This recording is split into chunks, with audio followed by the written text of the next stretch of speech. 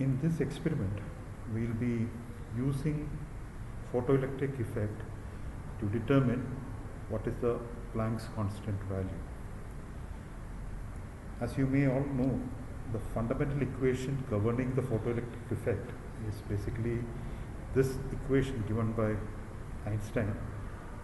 H nu is equal to kinetic energy of electrons which were emitted plus the work function of the material.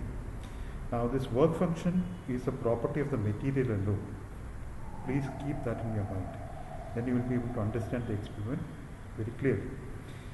Now the experimental setup which we will be using here is given below. This is a rough sketch. You have to make it much better than I can. So here you have the photoelectric device which consists of a cathode and an anode. The cathode is coated with some material which emits photoelectrons when light of proper wavelength or frequency falls on it. So this is shown by this particular arrow marks, which is basically falling on the photoelectric cathode. Once these electrons are emitted, then these electrons, if the anode is positively has got a positive potential in comparison to the cathode, the ejected electrons will tend to go or move towards the anode, and then you will get a photocurrent. But in this particular experiment, our aim is to determine how much is the kinetic energy of the electrons which are emitted mainly. So what we do is basically we are going to connect this entire circuit in a reverse bias situation with the anode connected to the negative potential and the cathode connected to the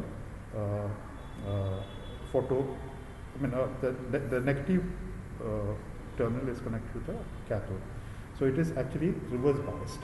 Now as a result, what happens is that when the photoelectrons are ejected and then they are trying to move towards the cathode, they get repelled away by the negative potential of the anode, and at one particular potential no electron will reach the anode, and this is going to be the stopping potential. So this is the idea behind this particular experiment. As a result, if you have two frequencies known to us, the incident energy is basically h nu1. That will be equal to E times the stopping potential which we are applying across the terminal of the photocathode and the work function. And similarly, if you use another filter and you make sure that only one particular frequency nu2 is falling on the photocathode, again you will get the same expression, but E into stopping potential plus work function. This work function, as I mentioned to you earlier, it's a property of the material with which you are coated on the photocathode. So this is not going to change. Now these two equations, which I call it as equation 1 and equation 2, if you subtract one from the other, you will basically get this expression. And once you get this expression, it is very trivial to find out what is the Planck's constant. H is equal to E into delta V divided by delta nu, where delta V is basically the difference between the stopping potentials and delta nu is basically the difference between the two frequencies which you are going to use. If you plot graphically, taking the stopping potential along the y-axis and the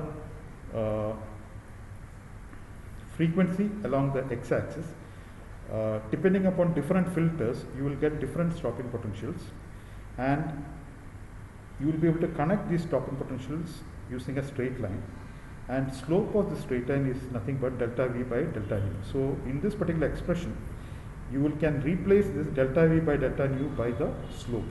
As a result, H is going to be equal to E into the slope. So I hope all of you have understood the theory part of it. So I will stop here.